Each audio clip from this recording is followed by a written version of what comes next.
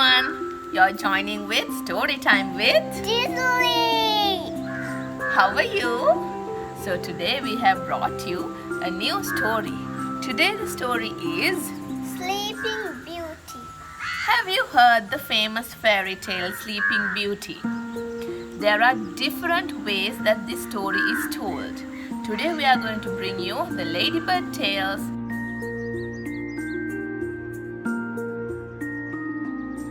Are you ready for the story? Yes. Okay. Once upon a time, there lived a king and queen who were very happy, except for one thing. They both longed to have children, but they had none.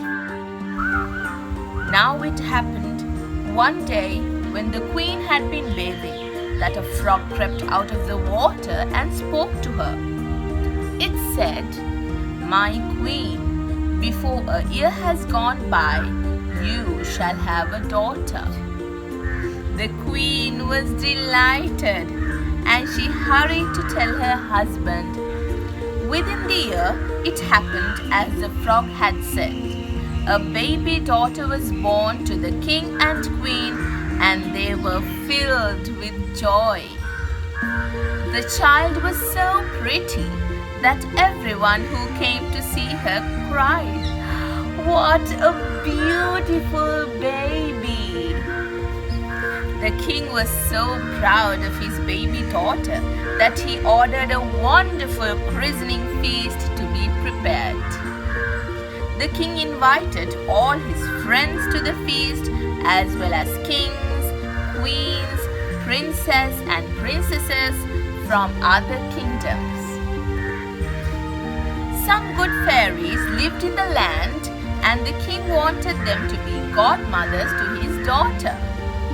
Now there were 13 fairies in his kingdom, but one was very old and no one had seen her for many years.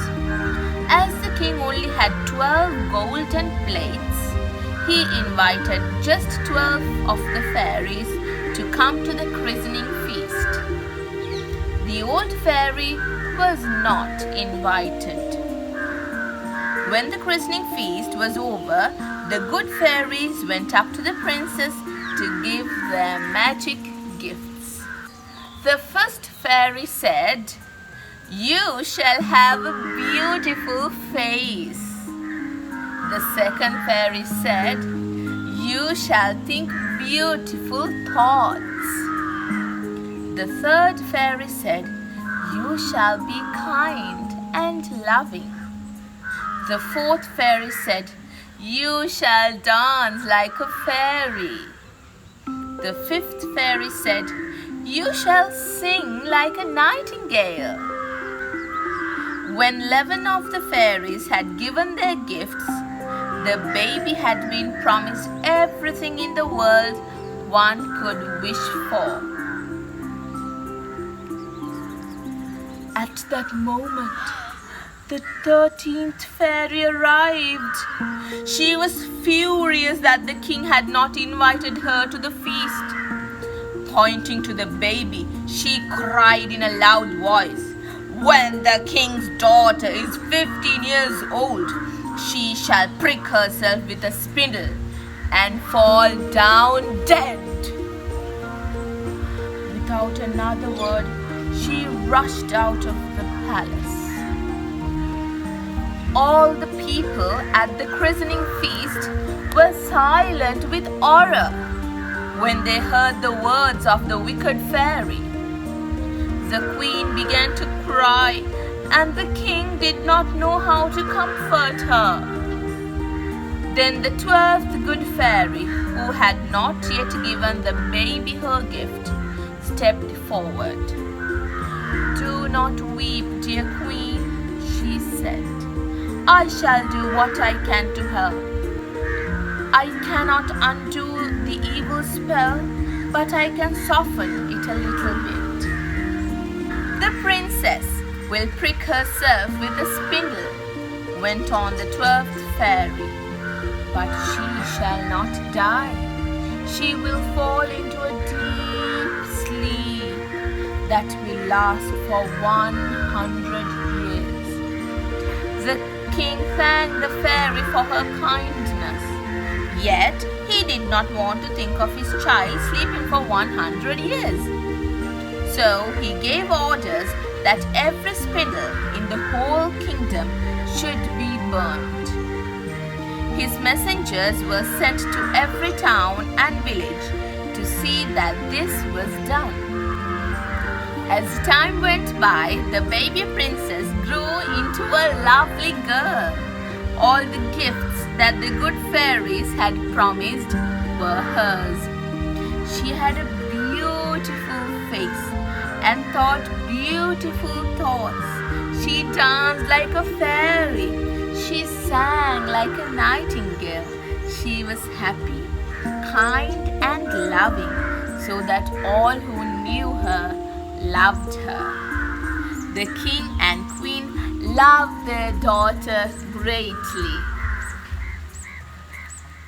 Now it happened that on the very day when the princess was 15 years old, the king and queen were not at home. To amuse herself, the girl wandered all over the palace. She opened the doors of dozens of rooms that she had never seen before. At last, she came to an old tower. She climbed up the narrow, winding staircase and found a little door at the top. She turned the rusty key in the lock and the door opened. There, in a little room, sat an old woman at her spinning wheel, busily spinning flax. Good day, said the princess. what are you doing? I am spinning, my child, replied the old woman. Oh, how wonderful! Please let me try, said the princess.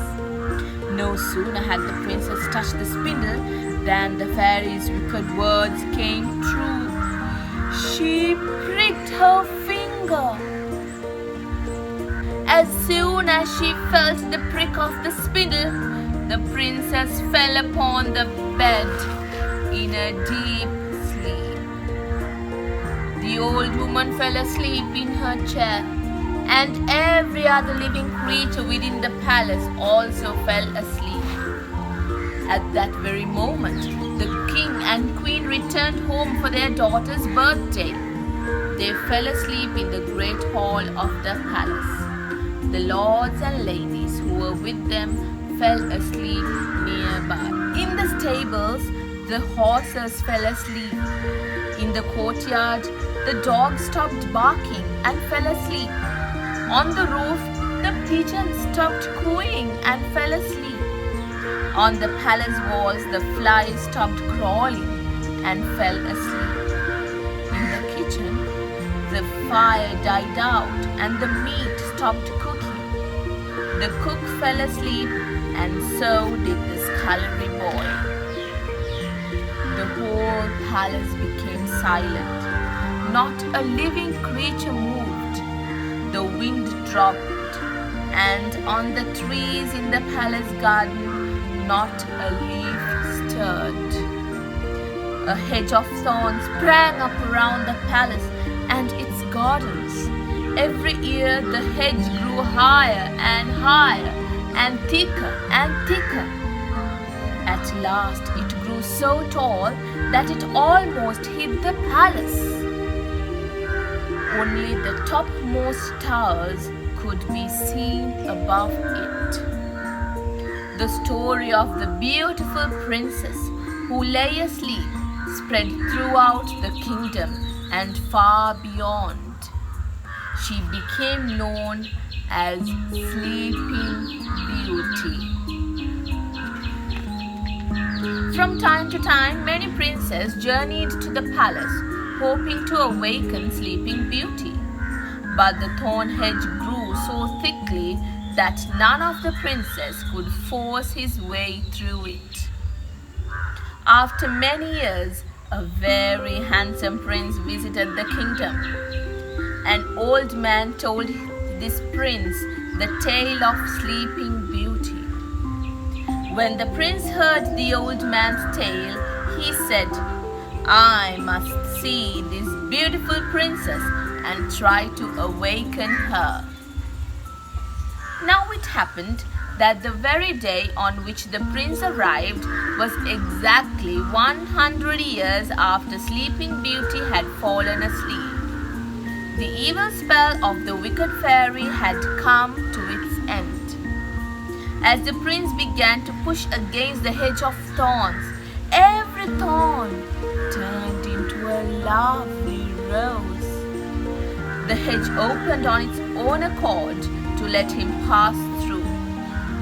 And as he passed, the hedge of roses gently closed again behind him. The prince was spellbound as he made his way right through the flowering hedge. At last, he came to the courtyard of the palace, where the dogs lay sleeping. The prince wandered into the stables, and there he found the horses all standing asleep. Not a sound was to be heard in the whole of the palace. Next, the prince went into the palace kitchen. The cook and the kitchen maid stood asleep. The fire was out and the meat was half cooked. The prince walked further into the silent palace. There the king and queen sat asleep on their thrones. All was so quiet that the prince felt he should walk on tiptoes. The prince wandered along the corridors. He looked in all the rooms he could find, but nowhere did he see Sleeping Beauty. At length, the prince came to the foot of the highest tower. He began to climb the narrow, winding staircase. When he reached the door at the top, he pushed it gently open and stepped into the small room. There, on the bed, sleeping, lay the most beautiful maiden he had ever seen. For a long time he looked at her in wonder. Then he bent over and gave her a kiss. At that moment, Sleeping Beauty opened her eyes and gave the prince a wonderful smile. Then she sat up, quite wide awake. The prince gave her his hand and she stood up. Together they went down the narrow winding staircase, along the corridors, down the main staircase and into the great hall.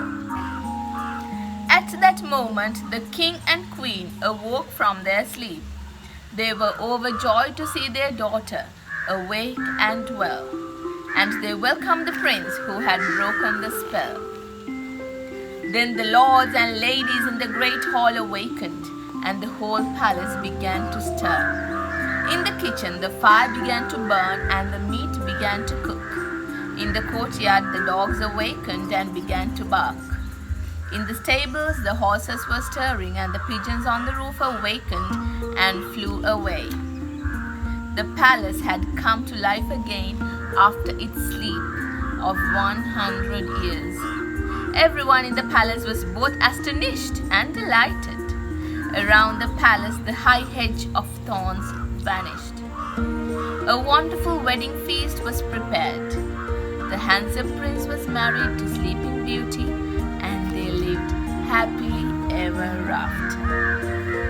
That is the end of the story, Sleeping Beauty. We'll join again with you with another beautiful story. We hope that you enjoyed Sleeping Beauty. Okay, see you friends. Bye.